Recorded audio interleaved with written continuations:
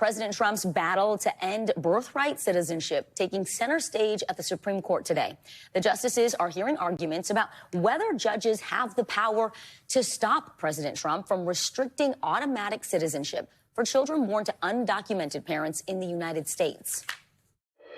Up with liberation, down with deportation.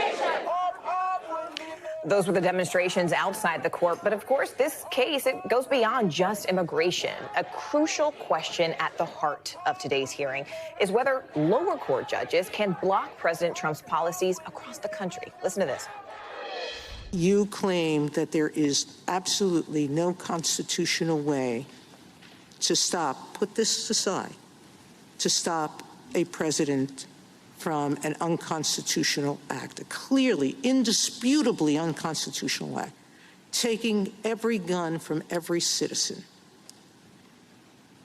We couldn't stop that. I disagree with that. NBC News senior legal correspondent Laura Jarrett joins us now. Laura, those were some strong words, indisputably unconstitutional. Yeah. And really at the core of this is a question about judicial power. Yeah. Do we know which way the judges are leaning? It's always hard to predict based on oral argument what the ultimate outcome will be. But the liberal justices on the court are being very vocal. They are pushing back hard.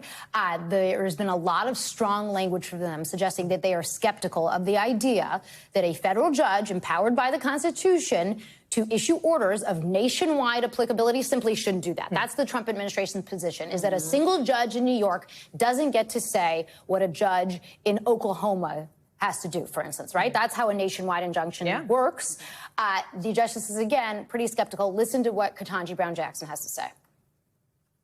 Your argument seems to turn our justice system, in my view at least, into a catch-me-if-you-can kind of regime. Let's assume, for the purpose of this, that you're wrong about the merits, that the government is not allowed to do this under the Constitution, and yet it seems to me that your argument says we get to keep on doing it until everyone who is potentially harmed by it figures out how to file a lawsuit.